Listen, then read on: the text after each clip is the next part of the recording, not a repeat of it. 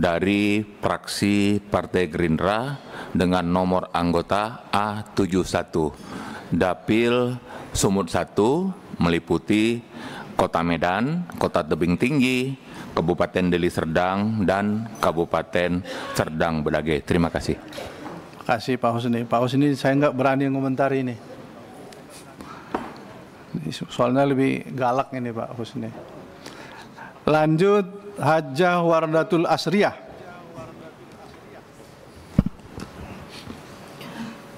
Assalamualaikum warahmatullahi wabarakatuh.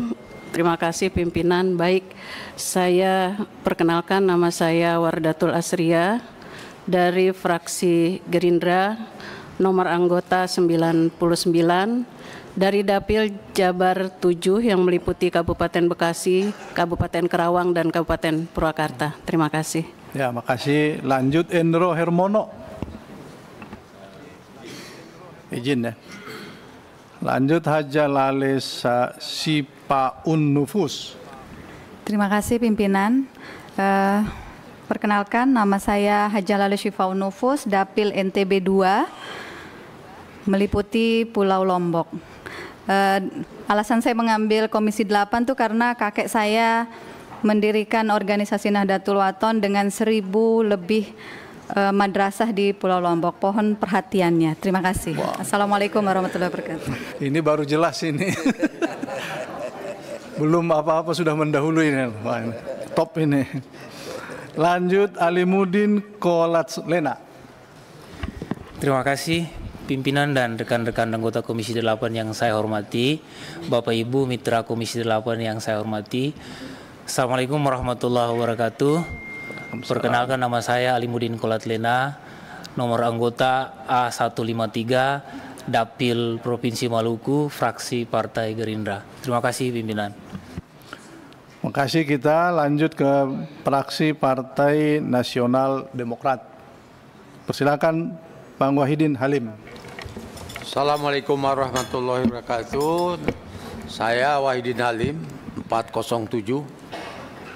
Dari Dapil 3 Banten, Tangerang Raya. Terima kasih. Terima kasih. Kita lanjut, Hajah Lisda Hendra Joni.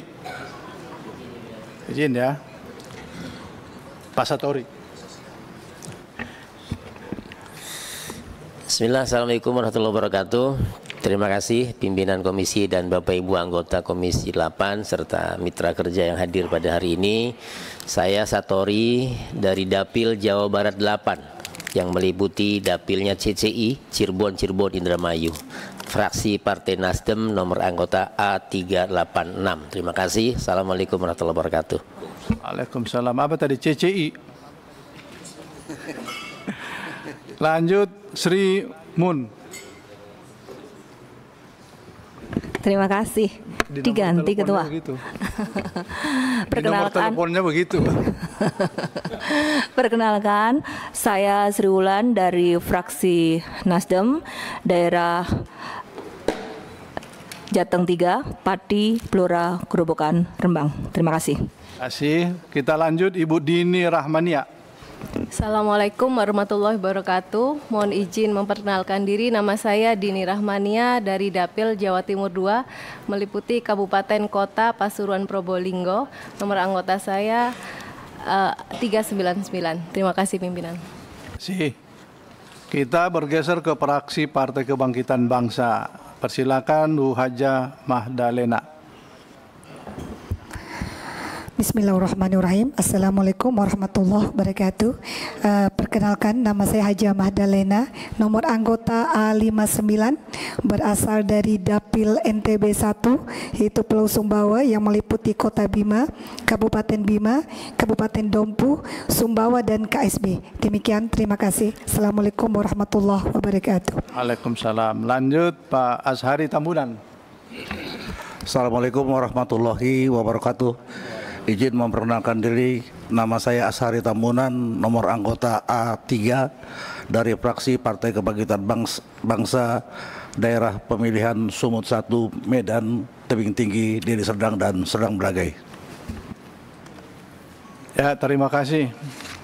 Lanjut ke Kiai Haji Maman Imanul Haq. Wah, ini Assalamualaikum warahmatullahi wabarakatuh. Saya Maman Imanul Haq dari Jabar 9, Subang, Sumedang, Majalengka. Terima kasih. Lanjut ke Haji Anim Palahudin. Izin ya. Kita bergeser ke fraksi Partai Keadilan Sejahtera, Pak Abdul Fikri Fakih.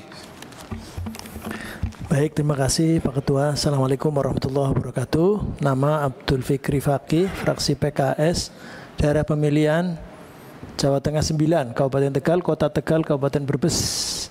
Sekaligus Pak Ketua, ini tadi izin Pak Asweni, mewakili kita, ada rapat pleno di fraksi mulai jam 2. Terus Ustadz Hidayat Nur Wahid harus ketemu Ketua MPR jam 14.15 tadi, sehingga mohon izin dua-duanya.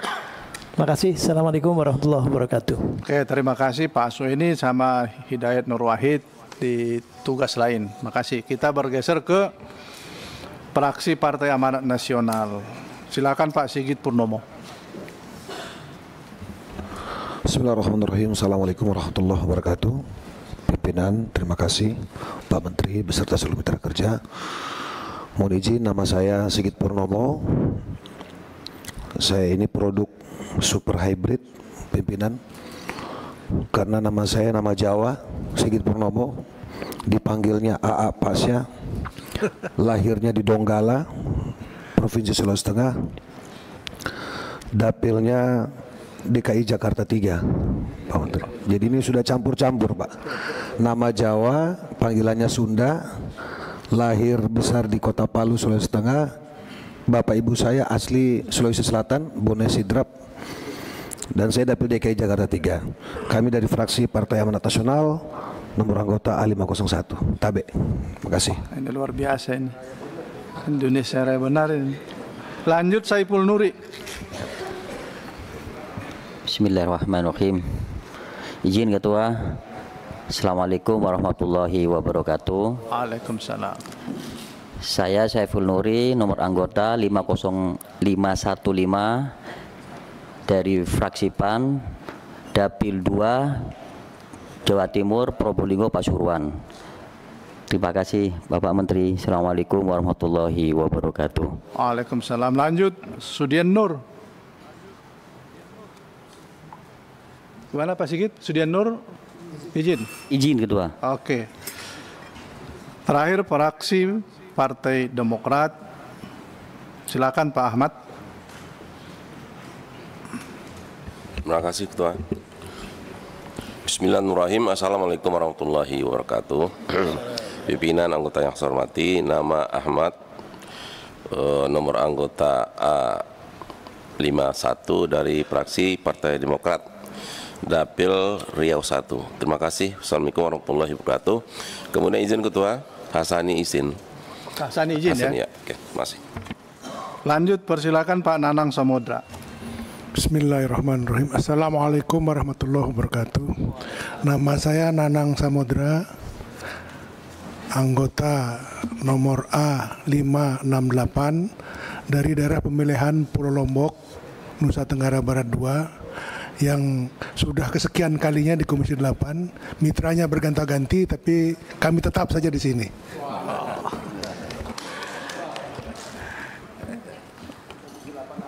Terima kasih para anggota yang sudah memperkenalkan diri. Pak Menteri Agama, Pak Wakil Menteri, Kepala Badan, Wakil Kepala Badan. Inilah para anggota Komisi 8. Ada yang stok lama. Bagi Pak Badlul tidak asing, tapi sebagian besar ini asing karena baru juga. Saya juga masih ada yang baru ketemu hari ini karena kemarin belum hadir. Sebagian sudah ada yang berani menggoda Pak Menteri. Dapilnya segera ada beberapa madrasah. Sebagian memasang muka yang agak ketat itu, pokoknya macam-macam caranya. Semuanya ujungnya dapil. Percayalah Pak Menteri, karena dapil itu katanya bagian dari Republik Indonesia juga. Karena itu kami persilakan Pak Menteri, sebelum menyampaikan laporan pertanggungjawaban dan laporan keuangan, kami juga ada baiknya diperkenalkan. Tapi yang akan diperkenalkan sebetulnya tidak perlu diperkenalkan ya, karena Menteri Agama dan Wakil Menteri Agama. Yang lain ini sudah akrab nih dengan Pak Dirjen PHU sudah, Pak Sekjen sudah. Dan kami persilakan Pak Menteri. Terima kasih.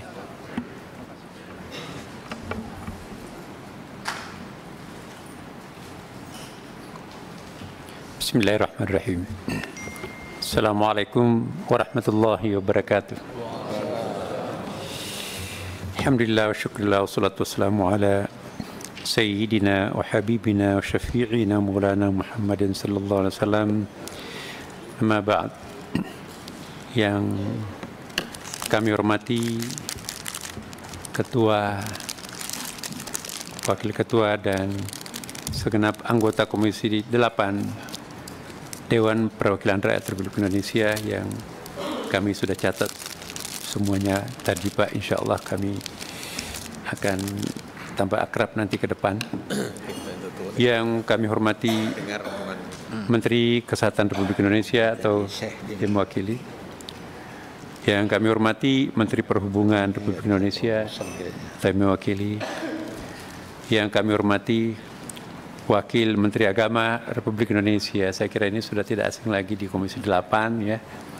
Kami Pak kemarin dapat beberapa WA, wah ini Pak Menteri Agama ini liberalnya bukan main, sampai mengangkat wakilnya pun Romo ini. Jadi saya perkenalkan bahwa Wakil Menteri Agama Dr. Romo Haji Raden Muhammad Syafi'i SHM Hum. Ya. Iya. Beliau saya kenal baik Pak, karena beliau adalah Dr. Cum Laude di Universitas PTIQ Jakarta. Disertasinya sangat bagus ya, membahas tentang masjid. Jadi siapapun di antara kita ingin mendalami tentang masjid, termasuk problemnya dan juga cakupannya, disertasinya beliau sangat bagus. Kemudian juga yang kami hormati Kepala Badan Pelaksana BPKH, jadi saya kira sudah akrab dengan Bapak sekalian, Dr. Fadul Imansyah bersama dengan timnya lengkap. Kemudian juga yang saya hormati Kepala Badan Penyelenggara Haji. Nah ini yang baru, Gus Irfan, saya kira juga di Bapak-bapak dari kalangan anggota Dewan kemarin juga sudah sempat ke sini, tetapi dipilih untuk menjadi Ketua atau Kepala Badan, yaitu Gus Irfan, didampingi oleh wakilnya, ya, Pak Daniel Simajuntak. Yang kami hormati Direktur Utama PT Garuda atau mewakili Pak. Yang saya hormati di sini lengkap kami pejabat eselon 1, pejabat eselon 2 yang terkait, dan Kementerian Agama, Kementerian Kesehatan, Kementerian Perhubungan, para anggota Badan Pelaksana BPKH dan perwakilan dari PT Garuda Indonesia serta hadirin yang berbahagia. Tentu puji syukur kita panjatkan pertama kali kepada kehadirat Allah Subhanahu wa taala, Tuhan yang Maha Kuasa ya. Karena alhamdulillah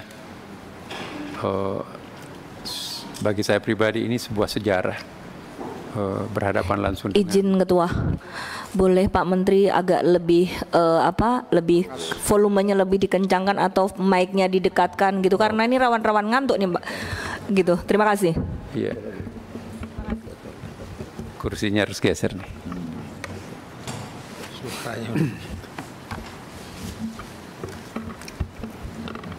Pak Menteri, ada bisikan juga selain itu ternyata eselon 1 perlu diperkenalkan karena sebagian besar anggotanya baru, belum kenal.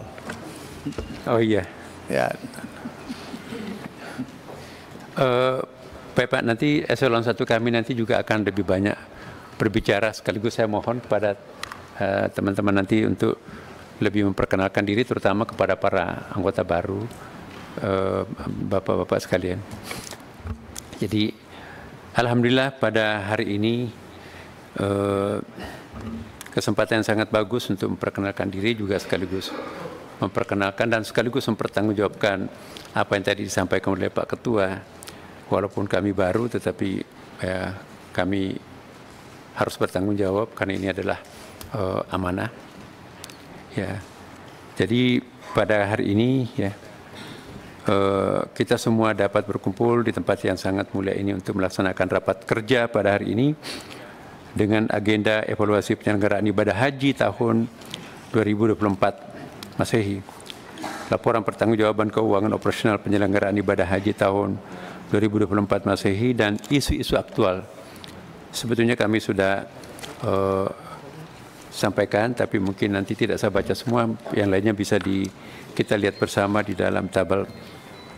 Dalam kesempatan yang baik ini, perkenankan kami menyampaikan apresiasi dan penghargaan yang setinggi-tingginya, serta ucapan terima kasih yang sebesar-besarnya kepada pimpinan anggota Komisi 8 DPR RI yang telah dan senantiasa memberikan perhatian dan dukungan terhadap terselenggaranya ibadah haji dari tahun ke tahun.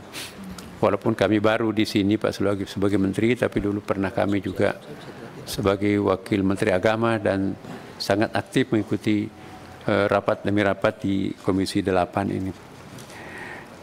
Selanjutnya perkenankan kami untuk menyampaikan paparan tentang evaluasi penyelenggaraan ibadah haji tahun 2024. Ya, laporan pertanggungjawaban keuangan operasional penyelenggaraan ibadah haji dan isu-isu aktual sebagai berikut. Pertama, mengenai evaluasi penyelenggaraan ibadah haji. Ya, kita tahu bahwa penyelenggaraan ibadah haji merupakan tugas nasional dan menjadi tanggung jawab pemerintah sebagaimana diatur dalam Undang-Undang Nomor 8 Tahun 2019. Ya, dan seterusnya. Pemberangkatan jemaah haji ditentukan oleh kuota haji yang diberikan oleh pemerintah Kerajaan Saudi Arabia kepada pemerintah Republik Indonesia. Kuota haji Indonesia terdiri atas kuota haji reguler dan kuota haji khusus. Haji reguler diselenggarakan sepenuhnya oleh pemerintah, sedangkan haji khusus diselenggarakan oleh penyelenggara ibadah haji khusus PIHK. Perencanaan ibadah haji reguler dimulai dari pembahasan biaya penyelenggaraan ibadah haji BPIH, ya, karena nanti ada perbedaan antara BPIH dan BPIH, ya, bersama dengan Komisi 8 DPR RI untuk menentukan besaran masing-masing komponen pelaksanaan haji yang akan berpengaruh terhadap besaran BPIH. Selain itu, pada tahapan perencanaan juga dilakukan penyediaan akomodasi, konsumsi, dan transportasi di Arab Saudi. Pengorganisasian fase pra-operasional dimulai sejak pelunasan BP. Jadi BP ini adalah biaya haji yang ditanggung oleh pribadi setiap individu haji, ya. Tidak termasuk yang kontribusi dari dana manfaat yang diperoleh dari BPKH. Ya, saya ulangi, jadi pengorganisasian fase praoperasional dimulai sejak pelunasan BP, pengurusan dokumen haji, pembimbingan manasik, pembentukan kloter, penjadwalan penerbangan hingga rekrutmen petugas haji. Pada masa operasional ibadah haji, pembinaan, pelayanan, dan perlindungan jamaah haji reguler dilakukan oleh Kementerian Agama. Nah, karena ini ada badan baru yang tentunya kita akan bicarakan bersama nanti lebih detail, maka itu saya hanya akan menyampaikan pertanggungjawaban yang sebelum badan ini terbentuk. Pengorganisasian pemberangkatan dan pemulangan jamaah haji dilaksanakan oleh petugas penyelenggaraan ibadah haji PPIH yang terdiri atas PPIH Pusat, PPIH Embarkasi, PPIH Arab Saudi, dan PPIH Kloter. Komposisi PPIH terdiri atas petugas lintas kementerian dan lembaga. Pemerintah memiliki kewajiban untuk memfasilitasi dan mengorganisasikan penyelenggaraan ibadah haji mulai dari keberangkatan di tanah air, pergerakan selama di Saudi Arabia, hingga kepulangan ke tanah air. Pelayanan yang diberikan meliputi proses pendaftaran, pelunasan, pengurusan dokumen dan visa, bimbingan ibadah, pengelompokan kloter, keberangkatan, pelayanan akomodasi, konsumsi, transportasi, kesehatan, hingga perlindungan jamaah. Pelayanan ini dilakukan secara bersama oleh lintas kementerian lembaga, baik di dalam negeri maupun di Tanah Suci. Secara umum penyelenggaraan ibadah haji tahun ini berjalan dengan lancar. Harapan jemaah haji untuk mendapatkan pelayanan maksimal demi terwujudnya haji yang mabrur telah diupayakan selama 73 hari. Komitmen untuk menyediakan pelayanan haji ramah lansia, orang yang lanjut usia, dan haji yang berkeadilan telah diupayakan secara maksimal, di mana 21,41% atau sekitar 45.678 jemaah merupakan jemaah haji lansia di atas 65 tahun. Kemudian data informasi. Data dan informasi yang didokumentasikan kepada penyelenggaraan ibadah haji tahun 2024 Masehi sebagai berikut. Kuota haji Indonesia. Tahun ini Indonesia memperoleh kuota terbesar sepanjang sejarah. Jumlah kuota dasar adalah 221.000 yang terdiri atas 203.320 jemaah haji reguler dan 17.680 jemaah haji khusus. Pemerintah Saudi Arabia memberikan kuota tambahan sebanyak 20.000 terdiri atas 10.000 jemaah haji reguler dan 10.000 jemaah haji khusus. Jadi total kuota menjadi 213.320 jemaah haji reguler dan 27.680 jemaah haji khusus. Serapan kuota haji reguler tahun 2024 menjadi yang terbanyak dengan persentase 99,98% dibandingkan dengan tahun-tahun sebelumnya, yaitu tahun 2015 hanya 99,52%, 2016 99,51% dan 2017 99,54%. Lalu 2018 99,68% dan seterusnya. Persentase 99,98% ini berarti sebanyak 213.275 jemaah haji tiba di Arab Saudi dan kuota yang tidak terserap sebanyak 45 kuota. Serapan kuota haji khusus tahun 2024 Masehi mencapai 27.314 jemaah dengan persentase 98,71%. Sebanyak 213.275 jemaah haji reguler asal Indonesia tiba di Arab Saudi melalui 553 kloter. Sebanyak 229 kloter gelombang pertama terbang menuju Bandara Amir Muhammad bin Abdul Aziz, biasa disingkat dengan AMA di Madinah, dan 314 kloter gelombang 2 berangkat menuju Bandara Internasional King Abdul Aziz Kaya di Jeddah. Kemudian haji ramah lansia. Tahun ini Kementerian Agama mengusung tagline Haji Ramah Lansia karena jumlah jamaah lansia sangat banyak dan diperkirakan Bapak Ibu sekalian nanti jamaah lansia itu akan semakin, statistiknya itu diperkirakan akan menaik karena daftar tunggu yang semakin panjang. Dari total 213.275 jamaah haji reguler yang tiba di Arab Saudi, sebanyak 45.594 jamaah berusia 65 tahun ke atas, atau sekitar 21,35%. Tahun ini merupakan tahun kedua PPIH Arab Saudi memfasilitasi safari wukuf bagi jamaah lansia dan disabilitas. Sebanyak 293 jamaah mengikuti safari wukuf tersebut. Jadi ini suatu perkembangan di Saudi Arabia. Lalu layanan transportasi udara. Layanan transportasi udara terdiri atas maskapai Garuda Indonesia dan Saudi Airlines. Dalam layanan transportasi udara masih ditemukan berbagai kendala, antara lain kerusakan pesawat, frekuensi perubahan jadwal yang cukup tinggi, serta kapasitas pesawat yang menyebabkan pergeseran dan perubahan komposisi kloter.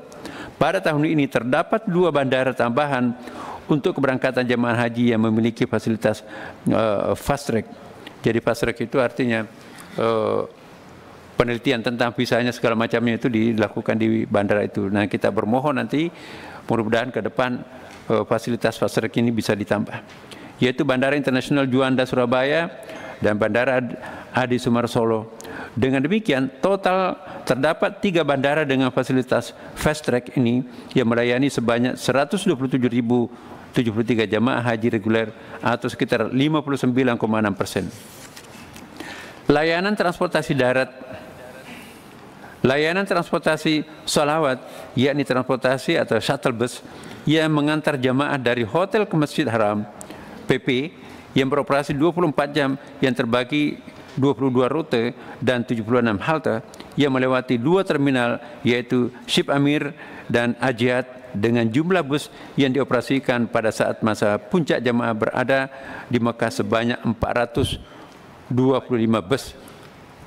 Sedangkan layanan akomodasi sebanyak 171 hotel di Mekah tersebar di 5 wilayah.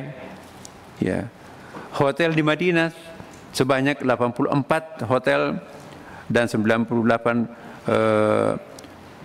saya ulangi, hotel di Madinah sebanyak 84 hotel gelombang 1 dan 98 hotel gelombang kedua yang berada di wilayah Markaziyah dengan jarak terjauh sekitar 350 meter dari Masjid Nabawi. Lalu layanan konsumsi tahun ini disediakan sebanyak 27 kali di Madinah, 84 kali makan di Mekah, dan 15 kali makan di Armuzna. Armuzna itu Arafah, Musdalifah, dan Mina.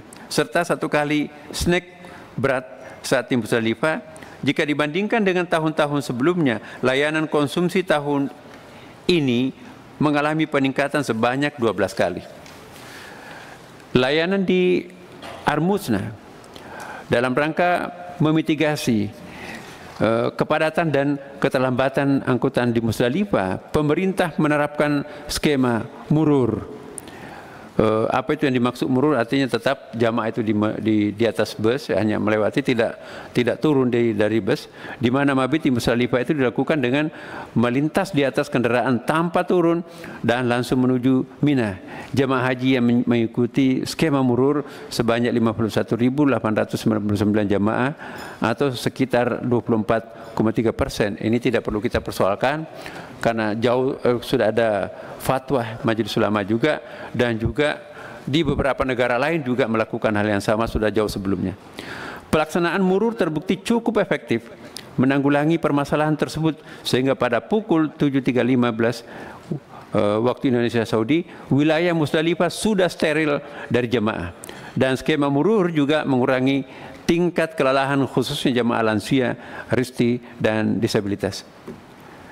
Penempatan jemaah haji di Madinah seluruhnya berada di wilayah Mu'asim, sehingga jemaah haji Indonesia tahun ini tidak menempati wilayah Mina Jadid. Ya, saya jelaskan kepada bapak-bapak, ibu-ibu, para anggota dewan yang baru, apa perbedaan Mina Jadid ini dengan Mina yang lain. Ya, kalau kita lihat dalam fikih perbandingan mazhab, Bapak Ibu sekalian, sebagian mazhab menganggap bahwa Mina Jadid itu bukan Mina, sehingga itu ada muskilah di situ itu. Ya, terutama dari kita kalangan Ahlussunnah itu memang qaul yang lebih kuat itu adalah memang diusahakan tidak di Mina Jadid. Makanya itu tahun kemarin dan insya Allah tahun akan datang juga itu dipadatkan di Mina. Angka jemaah meninggal dan sakit, kami juga laporkan bahwa pada operasional haji tahun 2024 ini terdapat 461 jamaah haji yang wafat. Jadi sekeloter nih, sepesawat nih. Sebanyak 441 orang diantaranya itu merupakan jemaah haji reguler dan 20 orang merupakan jemaah haji khusus. Sampai dengan masa operasional haji berakhir, masih terdapat 46 jemaah haji yang dirawat di berbagai rumah sakit di Arab Saudi dengan tetap kontrol dan perhatian dari pemerintah. Sementara itu berdasarkan data sampai dengan tanggal 28 Oktober 2024 masih terdapat 1 jamaah haji sakit yang dirawat di rumah sakit Madinah karena pihak rumah sakit tidak mengizinkan karena istilahnya Pak Dirjen, masih banyak kabel-kabel yang menempel di badannya, tidak bisa dibawa tidur di pesawat. Kemudian perlindungan jamaah. Jamaah wafat seluruhnya 500 orang dengan rincian sebagai berikut. Jamaah wafat di Arab Saudi 441 orang, jamaah wafat di embarkasi 29 orang, jamaah wafat pasca operasional 30 orang. Realisasi jumlah asuransi untuk 500 jamaah wafat telah dibayar seluruhnya. Sementara itu terdapat extra cover asuransi dari maskapai bagi 8 jemaah yang wafat di pesawat, ya, 5 jemaah dari Garuda dan 3 jemaah dari Saudi Arabia. Yang dimaksud extra cover ini adalah dari pihak penerbangan juga memberikan tambahan. Kemudian formulasi sukses haji 435. Kita lihat apa yang dimaksud 435.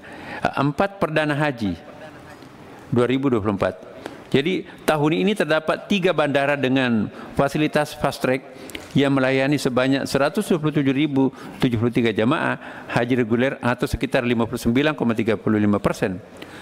Kedua, pelayanan konsumsi tahun ini diberikan 3 kali sehari selama jamaah haji di Indonesia berada di Arab Saudi dengan total 127 box per jamaah. Kalau kita totalkan semuanya berarti 27.91.640 jamaah box, ya. Jadi jumlah ini merupakan jumlah penyediaan konsumsi tertinggi sepanjang sejarah. 3. Jumlah kuota tambahan yang diberikan oleh pemerintah Arab Saudi yaitu 20.000 merupakan kuota tambahan terbanyak sepanjang sejarah. Untuk mengurangi kepadatan Musdalifah tahun 2024 Masehi yang lalu diterapkan skema murur yang diikuti oleh 51.899 jamaah tadi. Kemudian 3 pengembangan ekosistem potensi ekonomi haji. Ekspor bumbu Nusantara sebanyak 70 ton, jumlahnya sangat besar nih. 70 ton, jumlah ini merupakan jumlah terbanyak sepanjang sejarah dan memiliki potensi 300 ton untuk akan datang. Kemudian pengiriman makanan siap saji yang didatangkan langsung dari Indonesia sebanyak 1,7 juta pack dan memiliki potensi 5 juta pack untuk akan masa-masa akan datang. Kemudian sebanyak 2.000 dari 6.755 kambing dam petugas dan jemaah dikirim ke Indonesia dalam bentuk daging olahan. Nah, kemudian 5 inovasi haji. 1. Transformasi digital dalam rekrutmen petugas haji. Penggunaan aplikasi kawal haji untuk menyampaikan keluhan dan aduan pada saat operasi haji. Safari wukuf jemaah haji lansia dan disabilitas. Yang keempat, penyederhanaan proses tunda dan batas visa. 5. Penggunaan IPS International Patient Summary. Nah, kita lihat dari data ibadah ini. Berdasarkan data statistik layanan ibadah pada operasional haji tahun ini adalah sebagai berikut. Persentase jamaah haji berdasarkan jenis haji, haji tamattu 99,3%, haji ifrat 0,66%, haji kiraan 0,004%. Jadi jumlah haji safari wukufnya itu 53 jamaah, kemudian safari wukuf lansia 293 jamaah. Jumlah jamaah badal haji, badal wafat 133 jamaah, badal RSAS ini 117 jamaah, kemudian badal KKHI 43 jamaah. Kemudian persentase pembayaran dam jamaah haji untuk bank itu 0,72%, KBIHU 72,6%, Mukimin 22,28%, Mandiri 3,1%, dan Dakar Makkah 1,3%. Nah, hasil survei indeks kepuasan jamaah haji Indonesia, ini berdasarkan data yang saya baca di sini, berdasarkan hasil survei yang dilaksanakan oleh Badan Pusat Statistik, indeks kepuasan jamaah haji Indonesia IKJHI tahun 2024 mencapai 88,20% dengan kategori sangat memuaskan. Semua jenis layanan pada tahun 2024 Masehi berada pada kategori memuaskan dan sangat memuaskan. Kemudian evaluasi dan rekomendasi. Ini juga ada beberapa hal yang penting di sini Bapak Ibu sekalian. Berdasarkan hasil rapat kerja nasional evaluasi penyelenggaraan ibadah haji dilaksanakan pada tanggal 7 sampai 10 Agustus 2024 di Jakarta. Rakernas tersebut itu diikuti oleh stakeholders penyelenggaraan haji baik dalam maupun di luar negeri. Dalam Rakernas dibahas beberapa isu utama yang terkait dengan permasalahan yang timbul dalam penyelenggaraan ibadah haji tahun ini. Pemikirannya dengan mendefinisikan permasalahan yang terjadi serta menjabarkan penyebabnya dapat dibahas dan disepakati solusi dari permasalahan yang ada, sehingga permasalahan tersebut tidak lagi berulang pada penyelenggaraan ibadah haji tahun-tahun berikutnya. Beberapa rekomendasi penyempurnaan penyelenggaraan ibadah haji dijabarkan sebagai berikut. 1. Diperlukan skema penerapan pembiayaan haji secara bertahap pasca fatwa haramnya penggunaan nilai manfaat jemaah untuk jemaah yang lain. Penerapannya harus mempertimbangkan kondisi ekonomi dan perolehan nilai manfaat BPKH serta dibahas dalam muzakarah perhajian.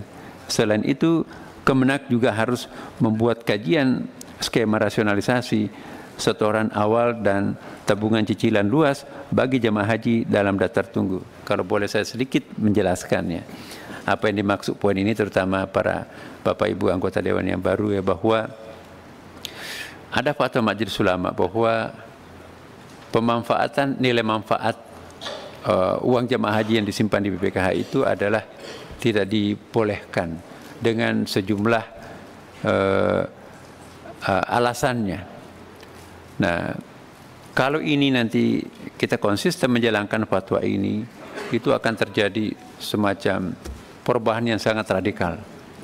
Ya, termasuk pengaruh penambahan biaya haji nanti akan datang itu bisa sangat melonjak karena kontribusi dari yang tadinya lima manfaat itu sekitar 30% ya Pak, kurang lebih itu bisa ya, ini bisa menjadi isu nanti akan datang. Tetapi insya Allah dengan kebersamaan kita di sini dan juga kami akan melakukan lobby-lobby dan pendekatan terutama untuk mengevaluasi ilah pendekatan usul fikihnya juga kita perlu komprehensif melakukannya. Mudah-mudahan ya ad-darurat tubihul muhtarat, ad-darar yuzal, kemudian juga banyak kaidah-kaidah usul at-tadrij fi tasyri' at-tadarruj yang mungkin perlu dipertimbangkan sehingga dengan demikian semua pihak itu nyaman melaksanakan ibadah haji dan juga terjadi kemudahan-kemudahan. Insya Allah saya optimis dengan kerjasama kita semuanya maka ini bisa kita atasi. Yang kedua, melakukan reformulasi distribusi kuota jemaah haji sesuai dengan PMA dengan menggunakan data kependudukan yang selalu up to date dari BPS untuk menyelenggarakan haji tahun mendatang. Jika ada kuota tambahan, formulasinya distribusinya diprioritaskan bagi provinsi berdasarkan jumlah waiting list dan provinsi dengan penduduk muslim minoritas. Sebetulnya juga di sini ada masalah, tapi insya Allah kita bisa mencari jalan tengah. Jalan tengah itu insya Allah selalu yang terbaik. Yang ketiga, melakukan kajian terkait peluang kontrak tahun jamak 3 tahun multi years contract untuk layanan di masyair dan layanan lainnya yang telah dibuka peluangnya oleh pemerintah Kerajaan Saudi Arabia dalam rangka penyiapan layanan haji yang lebih cepat dan dapat memberikan kepastian lebih awal. Jadi pengalaman kami dan kita saya kira lobby itu selalu sangat menjadi faktor yang sangat penting. Yang keempat, melakukan revisi PMA nomor 9 tahun 2016 tentang penyediaan barang jasa dalam penyelenggaraan ibadah haji di Arab Saudi dengan memasukkan muatan tentang penyediaan barang atau jasa di tanah air. Klausul ini diperlukan untuk mendukung penggunaan produk dalam negeri bagi layanan di Arab Saudi. Di samping itu diperlukan kajian peluang kontrak multi years layanan di Arab Saudi. Ya, nanti mungkin rapat-rapat berikutnya kita bisa diskusikan. Kemudian penyempurnaan regulasi untuk menutup atau meminimalisir potensi pemanfaatan celah hukum dalam pengisian dan pelunasan kuota haji khusus, menerapkan sanksi yang tegas bagi PIHK yang tidak memenuhi pengisian kuota petugas haji khusus, pembimbing ibadah yang tersertifikasi, dan petugas kesehatan. Dan segera membentuk PPNS untuk memperkuat penyelenggaraan haji, khususnya umrah dan haji khusus. Keenam, melakukan perbaikan tata kelola dam, mulai dari regulasi, penentuan penyedia dan pengelolaan dan pengiriman dam. Jadi karena ada kebijakan dari Saudi, tentu kita juga dituntut untuk melakukan akselerasi penyesuaian diri itu. Kemudian yang ketujuh, membentuk task force untuk meningkatkan penggunaan produk Indonesia untuk memenuhi kebutuhan jamaah haji di Arab Saudi, melakukan koordinasi dengan pihak terkait untuk mempermudah proses pengiriman produk makanan Indonesia ke Arab Saudi, serta menyusun kebijakan terkait pemberian makanan siap saji selama jamaah haji berada di Al-Musna, termasuk jamaah yang tanazul ke hotel saat hari tasyrik. Yang kedelapan, penyesuaian biaya penyelenggaraan ibadah haji BPH khusus untuk berdasarkan layanan yang ditetapkan dalam SPM dengan cara melakukan kajian penghitungan biaya layanan bagi jemaah haji khusus. Hotel dari bintang 3 ke atas, layanan masyair, konsumsi, transportasi di Arab Saudi, dan layanan lainnya, baik di tanah air maupun di Arab Saudi. Serta menetapkan sanksi yang tegas bagi PIHK yang menjual paket kurang dari batas bawah dan lebih dari batas atas. Menyusun SPM dan harga referensi haji visa mujamalah, melakukan sosialisasi dan edukasi larangan berangkat haji menggunakan visa non-haji, MOU dengan lembaga atau kementerian terkait untuk mengantisipasi maraknya masyarakat berhaji menggunakan visa non-haji. Pengalaman kita yang lalu memang menimbulkan banyak problem besar tentang hal ini. Ke-10, menetapkan usia pesawat maksimum 20 tahun, kapasitas pesawat dari 360 hingga 400 penumpang, menyediakan tipe pesawat yang menyesuaikan dengan kemampuan bandara, serta melakukan MOU antara pemerintah Indonesia dengan pemerintah Saudi Arabia terkait dengan penerbangan haji guna memastikan ketersediaan slot time bagi penerbangan haji. Menambah layanan fast track di 2 embarkasi yaitu KNO dan UPG, serta mengupayakan melakukan MOU layanan fast track antara pemerintah Arab Saudi dengan pemerintah Indonesia. Lalu melanjutkan dan memperkuat kebijakan murur, mempersiapkan layanan bagi jamaah haji yang mengikuti skema murur, menambah persentase jamaah yang mengikuti skema murur seperti yang saya jelaskan tadi. Saya singkat, mengusulkan kebijakan tanazul di Madinah, di Mina.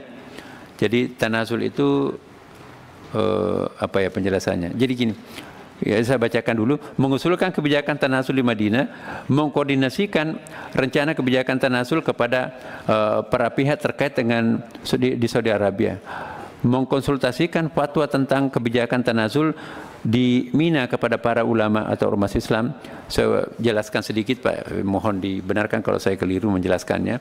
Jadi tanazul itu ya tidak lagi tinggal lama di Mina, tetapi dia kembali ke kota dan biasanya ada menginap di hotel, jadi tidak lagi berada di tempat itu. Kemudian memperbaiki manajemen jemaah beserta barang bawaannya di Madinah dengan mengkomunikasikan dampak pelaksanaan fast track kepada otoritas Arab Saudi, memberikan identitas koper dalam bentuk warna sesuai dengan rombongan dan merumuskan manajemen pengelolaan barang bawaan jemaah, melakukan sosialisasi atas berbagai ketentuan perundang-undangan yang berlaku di Arab Saudi sebelum jemaah berangkat, melakukan pendampingan kepada jamaah yang berperkara hukum, serta menyediakan anggaran berkenaan dengan perlindungan hukum jamaah. Dikit lagi. 16. Kementerian Kesehatan menetapkan standar biaya pemeriksaan kesehatan jamaah haji, medical check up, pada rumah sakit pemerintah, mendorong agar biaya MCU jamaah haji bisa ditanggung oleh BPJS Kesehatan, mendatangkan tenaga kesehatan ke lokasi jamaah untuk memberikan layanan vaksin meningitis di wilayah kepulauan atau 3T, tertinggal, terdepan, dan terluar, bekerjasama dengan BPJS untuk mendapatkan medical record jemaah haji, memberikan pemeriksaan kesehatan serentak di seluruh Indonesia, memerintahkan kepada PIHK agar pemeriksaan kesehatan jemaah haji khusus dilakukan sesuai standar Kementerian Kesehatan dan menginput medical record di Sisko Hatkes. Optimalisasi pelaksanaan pembinaan kesehatan melalui sosialisasi dan edukasi istita'ah kesehatan jemaah haji oleh tim bersama dan Kemenkes agar memberikan pembinaan kepada petugas kesehatan yang tidak cermat di dalam melakukan pemeriksaan istita'ah kesehatan ini. Memperluas perspektif jemaah haji lansia, risti dan risiko tinggi dan disabilitas sejak awal pelaksanaan manasik haji. Menyiapkan petugas khusus safari wukuf, mengupayakan penempatan jemaah haji lansia, risti dan disabilitas itu bersamaan dengan pendamping dengan cara mendata kebutuhan jemaah tersebut sejak penyusunan kloter, melakukan entry data status jemaah haji disabilitas saat pemeriksaan kesehatan pada Sisko Hatkes. Dan seluruh petugas haji harus memiliki perspektif pelayanan khusus kepada jemaah haji lansia, risti, dan disabilitas. Meningkatkan kapasitas petugas haji dengan melakukan pemilihan ketua kloter dan pembimbing ibadah yang lebih kompeten. Meningkatkan kepedulian petugas haji kepada jemaah haji serta menambah jumlah petugas yang berjaga di sekitar area Masjid Haram maupun Masjid Nabawi. Mengoptimalkan aplikasi kawal haji dengan penambahan fitur chatbot untuk melayani pertanyaan seputar penyelenggaraan haji. Memaksimalkan fungsi aplikasi kawal haji sebagai kanal informasi utama di dalam menyediakan informasi seputar haji, serta melakukan integrasi aplikasi kawal haji dengan Haji Pinter. Simplikasi dan transformasi panduan manasik haji pada penyederhanaan buku manasik haji serta alih media buku manasik haji ke dalam bentuk video animasi. Penguatan komitmen penetapan istita'ah kesehatan oleh petugas kesehatan sejak di tanah air. Lebih awal dalam penetapan kuota petugas kesehatan PPIH dan petugas kesehatan kloter.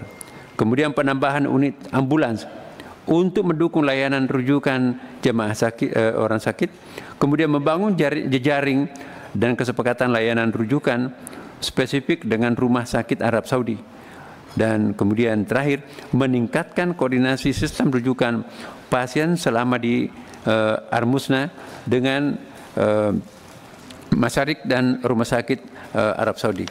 Bapak Ibu sekalian, ini sangat penting terutama dengan terbentuknya badan baru. Jadi dari poin 1 sampai 26 ini bayangan masa depan yang akan dilakukan oleh badan. Karena mengingat waktunya sudah sangat mepet, bahkan kita sekarang sudah mulai belanja di sana, maka ini perlu pembicaraan lebih intensif. Nanti akan datang Bapak Ibu yang mulia bahwa keberadaan badan ini juga pada satu sisi diminta segera terwujud, tapi pada sisi lain juga prinsip kami haji tidak boleh gagal hanya karena masa transisi.